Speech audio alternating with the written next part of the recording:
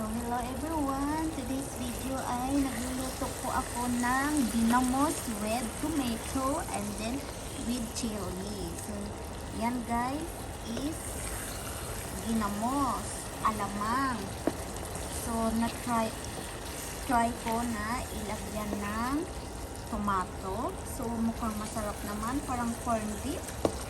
Ayan guys, masarap to iulam sa kanin na malamig or mango, na hilaw na mango, pwede rin. So guys, so, sinagyan ko ng chili, galing pa ito ng Pilipinas. And then, by the way, dito po ako sa rooftop nagluluto kasi para hindi maamoy doon sa ng bahay. So, try din yun guys. Try na natin sa inyo. Ay, sarap. Maanghang. Maanghang guys. So, try ko din. Try ko kumain. Kasi mayroon po akong sinaing kagabi. So, yan guys, ang aking sinaing. So, at tayo kung saan tayo natutulog. Madami pa akong plantsahin guys, pero nagluluto muna ako ng alamang or ginamos. At dito po ako sa rooftop para hindi mabaho doon sa loob ng bahay. Yan, tikman na natin ang ating linuto na alamang.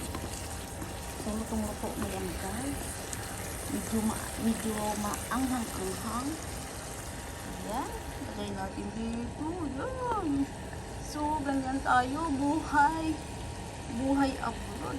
So, para-paraan lang tayo para makakain tayo ng alamang. Ayan. Ay, super sarap. So, tikman natin. Tinidor yung gamit ko kasi wala akong kutsara dito. Doon sa baba sa kusina. So, yan. Kanin.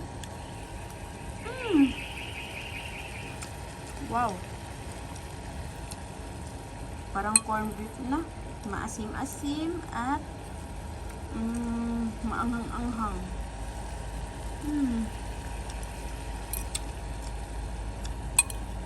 Masarap to lagyan ng itlog. Yan. Yan.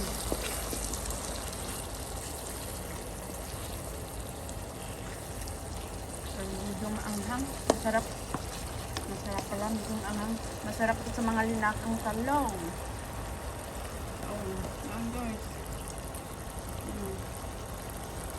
Kain tayo. Masarap na ako.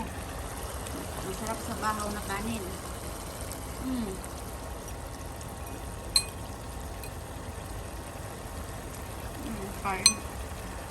Kain ako kasi magplancha ako. Masarap.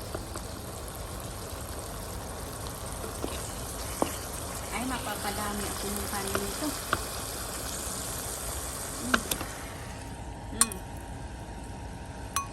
Ganito tayo. Buhay abroad. Parang gusto nito guys. Thank you for watching guys. Nagluto na kayo ng ginamos with tomato. Masarap.